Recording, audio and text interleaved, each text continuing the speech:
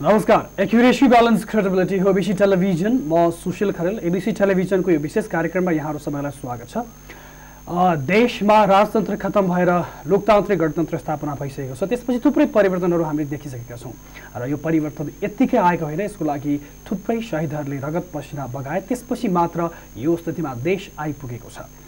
र यसै विषयवस्तुलाई समेटिएर बनाएको चलचित्र डकुमेन्ट्री अहिले राजधानीमा प्रदर्शन भइरहेको छ, फ्लेम्स अफ स्नो, हिउँका लपकाहरू, जसले निकै चर्चा बटुल्न पनि सफल भएको छ। र यति बेला मसँग अहिले स्टुडियोमा हुनुहुन्छ यस फिल्मका निर्देशक आशीष श्रीवास्तवजी। हामी उहाँलाई कार्यक्रममा स्वागत गर्छौँ। स्वागत छ आशीष जी कार्यक्रममा। Thank you very much. कैसा लग रहा है आपको? नेपाल में आए हैं, सबसे पहले मैं ये जानना चाहूँगा आपसे, आपको कैसा महसूस हो रहा है अभी? मैं नेपाल पहली बार नहीं आया। मैं इस फिल्म के दौरान काफ़ी बार नेपाल आया and it was excellent always.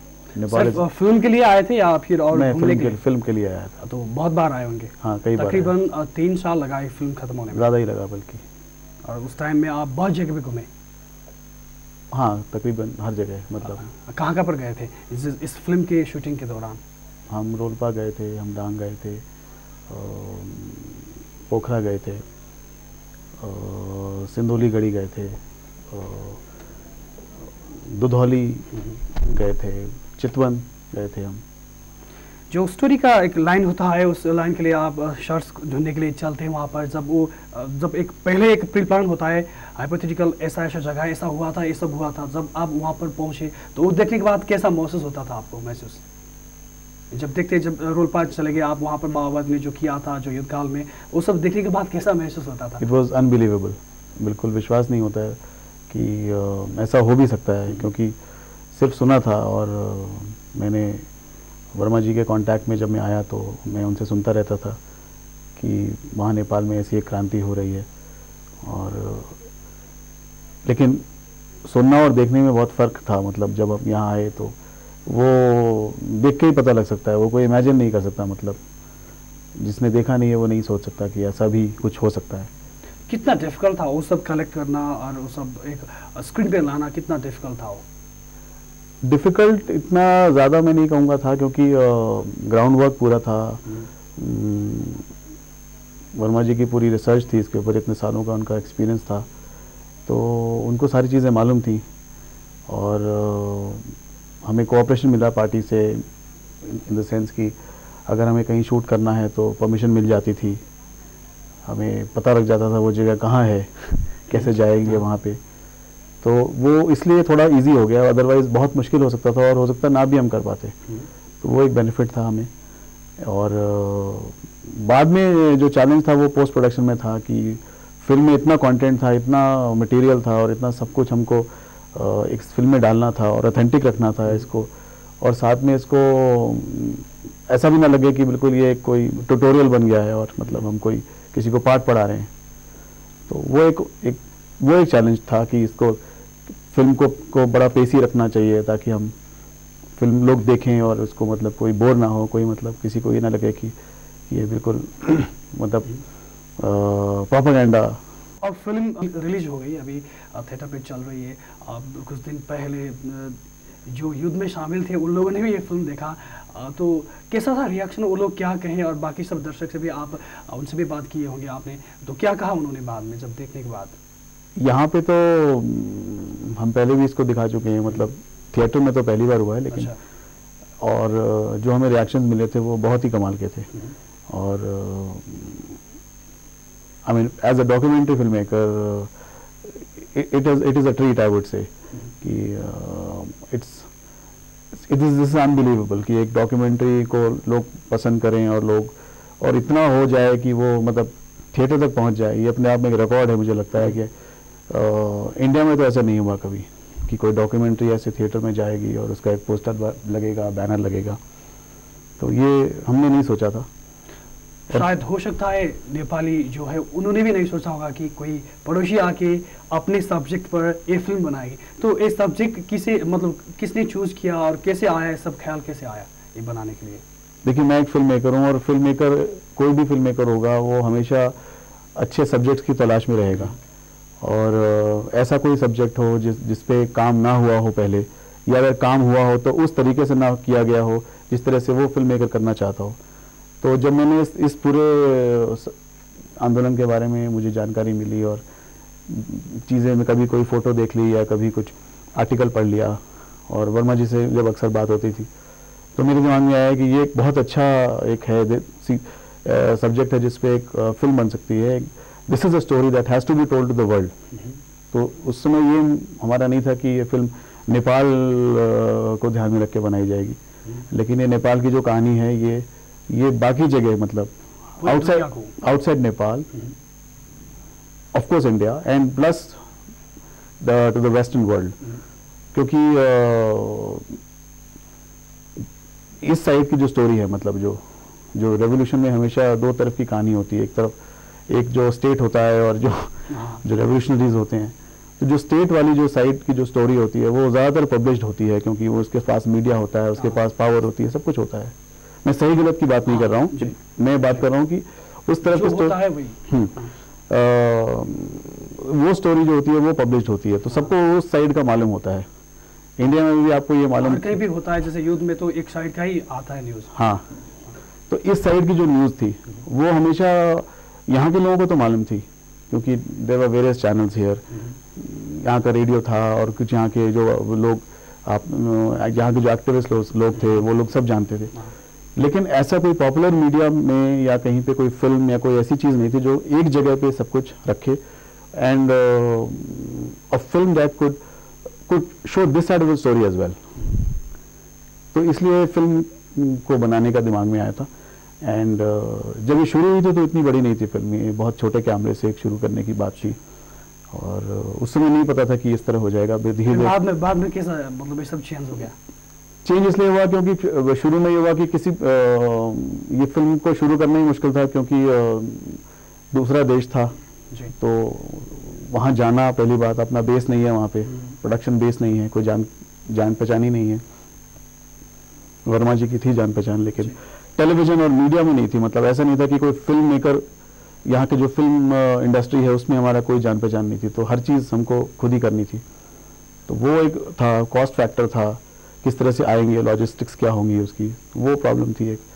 और तो शुरू में हमने छोटे छोटे इंटरव्यूज़ अरेंज किए, मतलब वर्मा जी ने कुछ मैनेज किया, तो that was on a very very small format camera.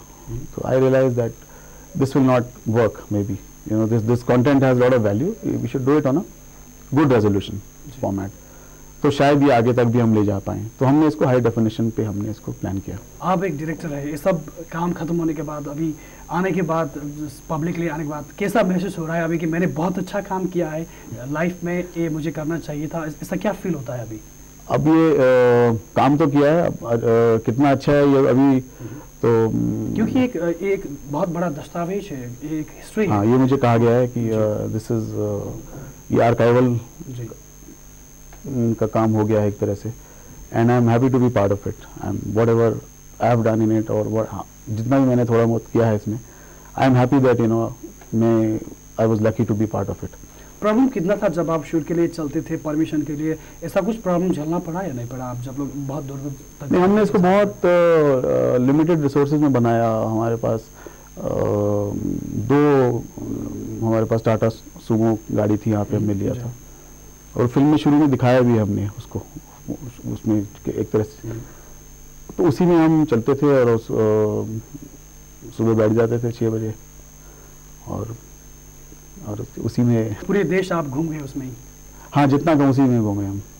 अच्छा रहा? हाँ, सफ़र अच्छा रहा? सफ़र बहुत अच्छा रहा और बहुत अच्छे लोग हैं यहाँ पे, और मेरे मतलब I had a very nice experience. बहुत अच्छे लोग हैं यहाँ पे, बहुत अच्छा देश है। हाँ, बहुत दूर तक आप गए जहाँ पर माओवादियों ने जब युद्ध काल में वो सब वहाँ की संरचना जो है वो ध्वस्त किया हुआ था, वो देखने के बाद आपको कैसा लगता था वहाँ पर?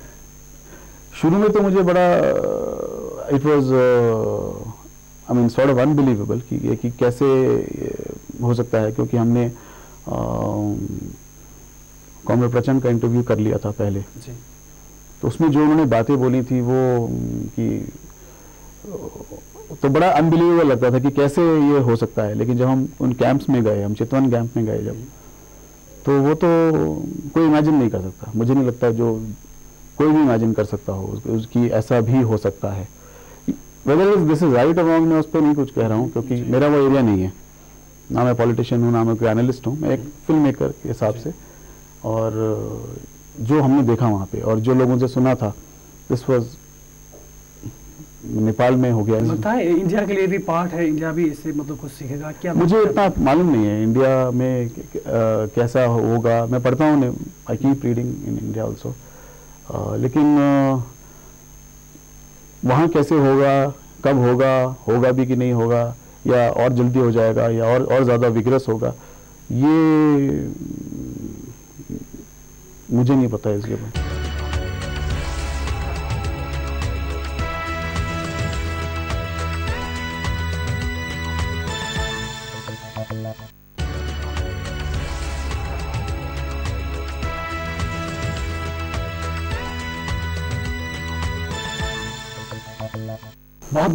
बहुत बार यहाँ पर कंट्रोवर्सी हो चुकी है कि जैसे इंडिया के माओइस्ट, नेपाल के माओइस्ट, उनके साथ ताल्लुकात है, वो लोग वेपन्स एक्सचेंज करते रहते हैं, सब कुछ मीडिया में आती रहती है। उसके बीच में आपने ये फिल्म बनाई, अब यहाँ पर तो विद्रोह खत्म हो गया है, अभी यहाँ पर का माहौल सब ठीक है, लेकिन इंडिया का माहौल कुछ ठीक नहीं चल रहा है। कुछ जगह पे उत्तराखंड में वहाँ पर माओइस्ट चल रहा है, मूवमेंट चल रहा है और सरकार उसके खिलाफ है।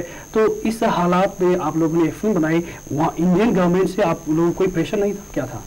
प्रेशर तो ऐसा नहीं था कोई प्रेशर, क्योंकि हमने फिल्म जब बनी उसके बाद प्रॉपर चैनल से इसको सेंसर में हमने डाला और सेंसर सर्टिफिकेट पहले नहीं मिला। उसके बाद उसमें काफ़ी कॉरेस्पॉन्डेंस हुई इंडियन गवर्नमेंट के साथ, जो सेंसर बोर्ड है, एंड वो सेंसर सर्टिफिकेट मिल गया और एक भी सीन नहीं काटा इंडियन गवर्नमेंट ने उसने।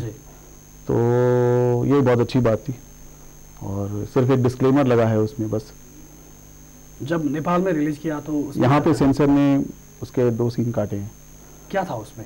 जो उसमें मुझे नहीं समझ में आया कि वो क्यों काटा गया, लेकिन वो ठीक है। वो उसमें सीन था कि वो अमेरिकन फ्लैग्स जलाने का एक शॉट है और इजरायली और अमेरिकन फ्लैग्स उसमें जल रहे हैं एक जगह पे। तो हमने वो दिखाया है कि कहाँ कहाँ दुनिया में क्या क्या हो रहा था रेवोल्यूशन के नाम पर। तो जो एंटी अमेरिकन काम हो रहे थे, लोग डेमोन्स्ट्रेशंस कर रहे थे यमन में और इधर उधर, तो वहाँ पे एक शॉट है जहाँ पे वो अमेरिकन और इजरायली फ्लैग को जला रहे हैं। तो वो शॉट यहाँ निकाला गया है। उसे तो वो उन्होंने बोला कि इसको हटाना है, तो हमने हटाने का स्टोरी में तो कोई प्रॉब्लम नहीं आया। नहीं, स्टोरी में वो तो एक रेफरेंस था, वो कोई। अब ये मूवी यहाँ पर लग चुकी है, अब इंडिया में इसका कब होगा प्रदर्शन, क्या करेंगे, दिखाएंगे थिएटर में?